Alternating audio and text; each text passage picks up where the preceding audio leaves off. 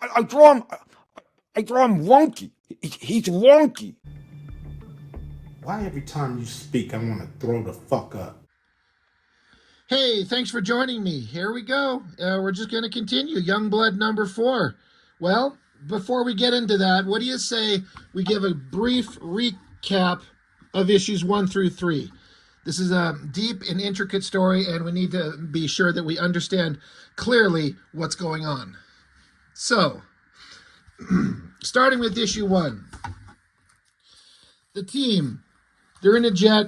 They're at a movie theater or something like that. They find a giant boat on the water, and then they stand around and pose and stare at the audience, and they talk some boring shit, and they jump out of a jet, and then you just get random shots of them jumping, shooting, flexing into the floating toilet bowl, and then Die Hard's going to sit there and jump and flex and pose, and, face shot, lightsaber and laser shield, and Badrock's going to punch the new villain of the story, Golden Guy, who never gets a proper introduction anywhere. He's just always this tiny little figure in the smallest little panels. Never gets a proper introduction. Trades some punches with Badrock. Shaft jumps down and shoots arrows into people, and then fights people and cuts people and punches people. And then random other guy named Vandal shows up and starts talking and slashing and fighting. And then, Shaft stands there looking like a 10-year-old boy. Ass like a 10-year-old boy. Vandal keeps slashing at him. And then there's more fighting and slashing. And Shaft does the Wolverine claw things with the arrows. And then Cable shows up. And then Die Hard punches bad guys, and Golden bad guy punches Badrock, and then punches Badrock, and then punches Badrock, and throws Badrock in the water. And then stupid Kid Chapel goes to the bottom of the boat and sees something, and oh my god, Supreme shows up. Oh my god, that's amazing. Yeah, I don't want to toot my own horn or anything, but Shakespeare can suck it. I'm the greatest writer now. Oh, dethroning Shakespeare is tight. It is. Book 2. Everyone stands there and flexes. Shaft's head kind of comes off his body just above his shoulders. Bad guy's in the back flexing like a cheerleader. Supreme's way, way, way high up in the fucking sky, just standing there.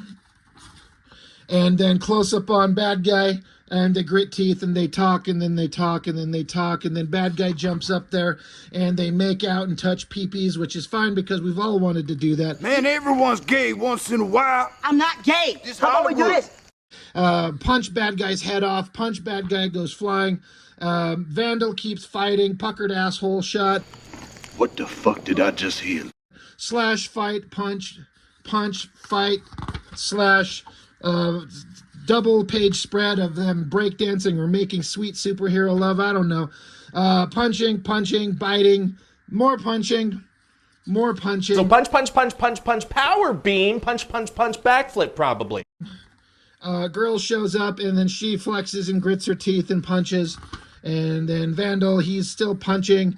Die Hard sends Vandal into orbit, and while Vandal's up there, he runs into not the Silver Surfer, called the Shepherd. He's really, really, really huge. That head on Vandal is like a perfect circle. It's ridiculous. Face shots, conversation, more face shots. Oh my god, in the bottom of the boat they find a bunch of people brought back from like ancient Jerusalem for some reason. They're relocating people from the past. Face shots. Cable tells Shaft that they should join the bad guy like he has. Badrock's under the bottom of the ocean asleep on a mattress. Sleepy boy tucked in. Stupid Namor shows up with Namorita, and they talk, and they're underwater, and I guess Badrock can just breathe water. It's cool. And then, oh my god, we get a shot of Brigade and Battlestone. What? He just shows up because he's watching from his orbital space station. And Badrock takes off floating in the water, and then, yeah, Brigade standing there with Ice Guy, I guess, and whoever that is. Oh my god, amazing story. Shakespeare can suck it. I'm the greatest writer now. Book 3. Oh god, now we're in space, and we catch up with some other members of the Youngblood crew. Combat Photon Cougar and whatever the heck girl is. Some bad guys with half skull faces, growing beards. Space deals gone bad. This is terrible. And then the Celestials from the Marvel comics show up, and they're going to take over the universe, and they're going to go to Earth and take over everything. This is important in the future. Back on Earth, Badrock's up at the top of the water next to the giant floating toilet bowl. Badrock grits his teeth. And there's actually 3 issues in the kind of like introductory awesome shot of the bad guy. I say awesome with quotations. Bad guy stands there and he's golden and he grits his teeth and he's golden and he grits his teeth. You know, close up on the face. And then Namorita shows up, and then, you know, close up on the face, more close up. Punch shot, close up on the face, punching. Badrock is Jesus walking on water, hell yeah. And then he tackles Xerxes and starts beating the shit out of him down into the bottom of the boat and keeps beating the shit out of him. And then Xerxes sends Badrock flying away, and oh my god, what, just punching, fighting. Chapel gets a gun. He's shooting at the floor, but staring in front of him, hitting Xerxes, I guess. I don't know what the hell Xerxes is doing, grabbing onto Shaft's head. Talking. Die Hard shows back up, I guess, finally, and punches. They're up into orbit again. And then Namor's there, and he's punching, and Badrock's there, and there's punching. And then there's more punching, and Cable shows up again with his USB drive laser gun, shoots at people, and they're like, oh my god, something crazy is going to happen. We don't know. Namor takes off. Jonathan Q. Battlestone shows up and stands there, and he's like, something crazy is going to happen. And then, oh my god, the Celestials show up, and the Shepherd's there, and long may your new master, these are your new masters, long may they reign. Okay, so that was all amazing. Youngblood number 4. On the cover, we have Cannibal Jungle Adventure Chapel holding his catalytic converter in his hands. Why, what, who, where, when? All right, issue 4. Stories, pencils, inks. Rob Liefeld. Ron Manuel Rodriguez, color art. Additional inks by Chance Wolf. I'm pretty sure he does a lot more than additional inks. He's probably doing half the book. Yep, there's Battlestone, and he's next to, I guess, Lethal, and he's like, hey, I gotta look out for stuff. I have to sit in this chair, and I have to watch things, because it's important that I watch things, because I'm Battlestone. Do you not know that? Look at the skull on my head. It means I'm cool. And then I guess he stands up, and then so we get an exposition dump. I wish a guy would take a dump on my chest. As we learned that the Celestials that showed up at the end of issue 3, I guess they basically conquered the planet. They just beat everything and everyone. They got stupid Shepherd there shooting fire at the Extreme Universe version of Thor. And then I guess the Newmen are a bunch of like pawns of the Celestials, and they're bad guys and kind of maintaining order for the Celestials. And there's just some random dead guy's head there. And then a dude standing on a tank, and Badrock's walking through a bunch of rubble. It's a fantastic story, yes. So then we get double page spread of Badrock, what looks like he's just walking through like an area with a bunch of crates of boxes, but I think those are supposed to be like skyscraper buildings. And I guess when skyscrapers topple over, they just angle to the side gently, and they look like they're made of concrete top to bottom, so it's all cracked. It's not like shattered glass or any kind of other designy texture elements. I guess it's supposed to be a city shot, but it looks like just a bunch of crates. He's walking along, a Celestial's in the background, and Badrock is pissed. What is this stupid outfit he's wearing? It comes up under his pits and then just angles down under his chin. Dumb. His name is Badrock, and he's almost certainly ready to crumble, because we are 22 months later, almost 2 years after the end of issue 3. So we just jump ahead, and the Celestials have just conquered everything. Remember, the awesome thing to do is tell people what happened. Don't show them what happened. So Badrock's just walking around, and he's thinking to himself how he wants to kick these space gods' asses. And then some robotic diehards show up and start shooting at him. And then he's shooting at him, so he's got to pick up a rock and throw it at the diehards. And I guess one of the diehards shoots at Badrock and blows up right near him. So we get a big, giant close-up on the face of Badrock screaming how he's pissed off. I mean, I gotta say, this image stopped me and made me look at it. It's kind of a design element, kind of, that it's just kind of interesting, I guess, a bit. Just makes you stop and go, okay. I'm 100% certain Chance Wolf inked this because there's a really nice, sharp, clean, smooth ink line all around. But he still maintains that the Liefeld line that he scribbles on there, which is to his credit. I bet that if he could kind of ink these things up and kind of give it his own flavor that he would like, I bet it would look a lot more interesting, but, you know, that's not allowed. But, okay, screaming Badrock face, and then he's mad, and then he punches away at Die Hard, and then he punches him, and he punches him, and then I guess he blows him up or something. I don't know. And then, oh my God, Shaft shows up. Almost a double page spread of him just standing there, and then extreme close-up on the face. So they're trying to free the world from the celestial beings or whatever the hell. So now we're going to talk. Oh my God, we have to do the best to free the world because the Celestials suck.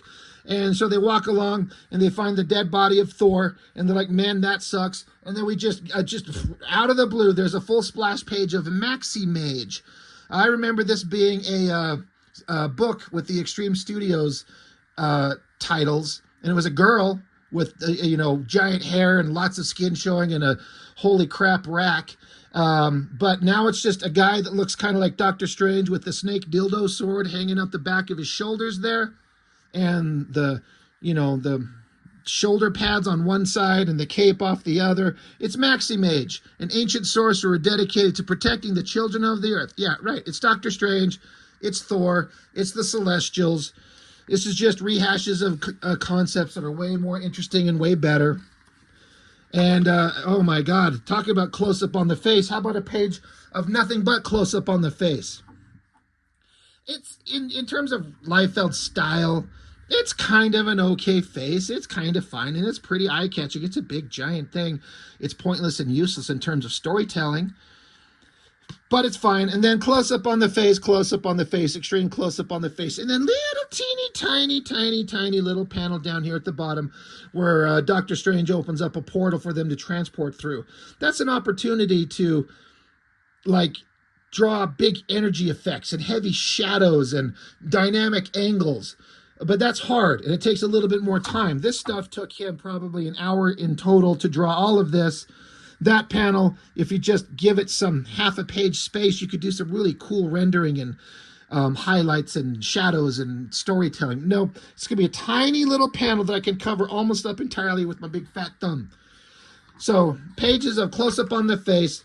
They transport to the Savage Land, because of course they do. Deep below the Antarctic tundra lies a magical realm that eludes the attention and access of surface dwellers. It is the kingdom of Arcadia. Okay, so there's some jungle folk riding on lizard things. Those are the worst drawn lizard things ever, but I guess if they're mythological creatures, by God, they can fucking look like anything you want. But there's a man who did not look at any kind of reference or inspiration or anything. He just drew kind of like a slithery, slender body and put little foot things hanging out and just attached wings to it. But looking at reference, who am I kidding? So there's giant dinosaurs. That's awesome. So Cannibal Adventure jungle version of Chapel holding a giant USB gun with 2 magazines comes out of the jungle, and he's talking, and he's talking about, we could have used your skill with the bow to take down the wild boar. He tasted the edge of my blade instead. Messy, but worth the tango. How goes the quest? And then he says, he doesn't even wait for a response. He just goes, truth be told, I love it here. I don't ever want to leave. So he asks them, the guys who showed back up, he's like, holy shit, how did things go? And then he just kind of like, he's just not listening. He's like, I don't ever want to leave here. The world's been taken over. It's gone to hell. It's an apocalyptic universe. And Cannibal Adventure Jungle Chapel would just rather stay here and kill pigs. Giant lizards come swooping down. Worst drawn lizard creature thing ever. And then fucking Kazar is here. Kazar, Doctor Strange, Thor, Celestials. It's just a Marvel comic. His name is Kanan or Kanan, war captain of Arcadia, counsel to King Tyrax. And just a blonde guy with a headband. He's like, holy shit, life sucks. This is crazy. Let's see what we can do. We got to go talk to somebody. I don't know what this reverse silhouette is all about, but I swear Shaft and Kazar are going to make out, which again is fine. We've all wanted to do that. Man, everyone's gay once in a while. And this shit made me laugh so hard. We got Kazar and Shaft, two just white Caucasian dudes, and he puts a giant face shot of them side by side, and it is the exact same features and expression, same eyes, same eyebrows, exact same nose shape, exact same half-gritted teeth thing. It's just the same fucking guy. It's, you've got to be kidding me. Close up on the face to the extreme, staring right at you. This is quintessential Liefeld stuff. Face shots, extremely close up on it, staring right at the camera, and make him look like the exact same dude. No variations in nose shape. I don't even think of the fucking eye colors different. Do something. But whatever. They talk. They hug. They're going to go in the tent and blow each other. I'll cradle the balls, stroke the shaft, work the pipe, and swallow the gravy. Get it over here, buddy. Let's do this. Tyrax the Terrible. I saw that, and at first I was like, is this Age of Apocalypse Beast or some shit? Tyrax the Terrible. The only time I've ever seen that character is when he showed up at the in the Berserkers miniseries that Fraga drew. He's some bad guy, just some big hairy monster. And if he's ever shown up elsewhere, I don't know, but this is the first time I've ever seen him otherwise. So there he is. He's in a tent, and he's on a throne of perfectly vertical and horizontal lines, and they're all perpendicular and set exactly apart of concrete steps and a concrete throne. Just sitting there. And I guess he's the king. Greetings, king. The others have returned from their journey. We are ready to proceed with communion. Okay. Big, awesome side shot of this face. Shaft and Kazar talking back and forth, and then just silence shows up. Remember her? She was in the comics somewhere at some point, somehow, some way, down there at the bottom. And then I was like, well, who the fuck is this giant guy? Wait. Look at this giant, poofy, Wolverine-type, weird hairdo. And then he doesn't even have that same hairdo there or there. The outfit doesn't even really look the same. He's wearing like some weird multicolored mesh thing. Again, I'm like, it's the same guy? I guess. It's Tyrax standing in front of silence. Close up on the face, stare at us. Close up on the face, stare at us. We have to use your powers to do something crazy. There's a great darkness in the world. We need your help. So we need a communion. We need to talk to other people. So says Doctor Strange. Lazy as fuck, reverse silhouette. And then look at this little hobbit-looking little fella sitting in his concrete throne. It still doesn't look like the same guy. His hair changed again. Look at this little short cropped do from this guy who's this big poofy hairdo thing going over here. How hard is it to remain consistent page to page? Silence is floating there. He's sitting in his throne. Stupid Doctor Strange is just floating there. And then you got Loki, son of Loki,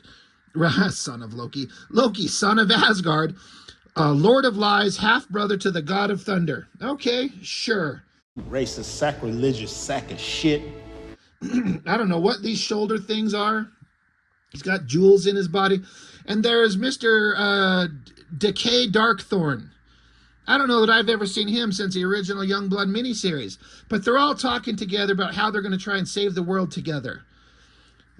Decay Darkthorn says, give careful weight to your words. My time is short, my patience even less so. Why should one such as I join your cause? What services may I provide in order to regain territory that has been lost to you?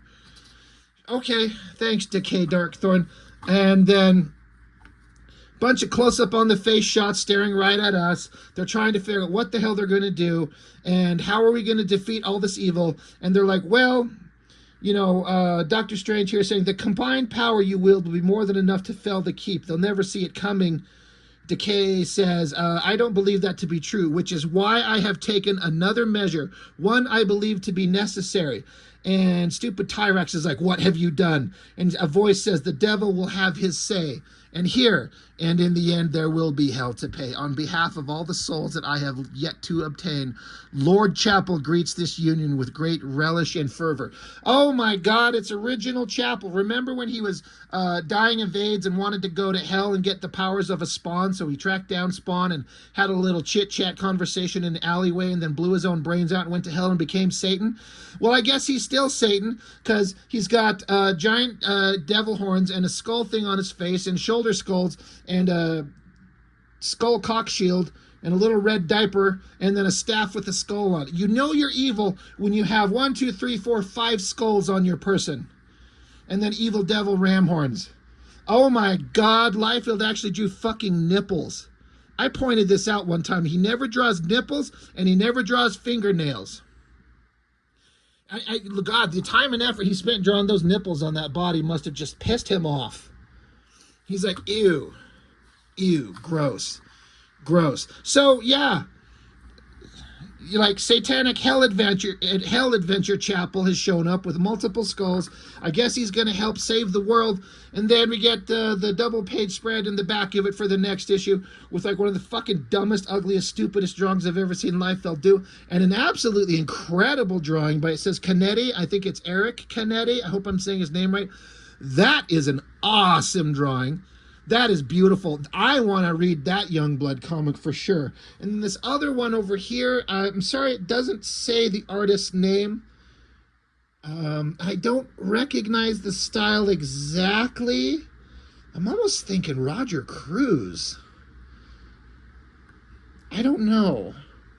There actually is the hint of a signature right down here at the bottom, but I can't decipher it. And you can see how tiny it is compared to like my fat thumb. These covers are great. And that's it. Youngblood number 4. It's just a Marvel ripoff fest, a post-apocalyptic future thing, all the shit that was going on in the previous books. We've just moved on from fighting Golden Guy in the yacht. Now we're just fighting Celestials and whatever. Literally whatever. This shit is just... I don't even know what to say anymore. But it is fun for the channel. I enjoy it. Most of you seem to enjoy it. I don't know what more I can say.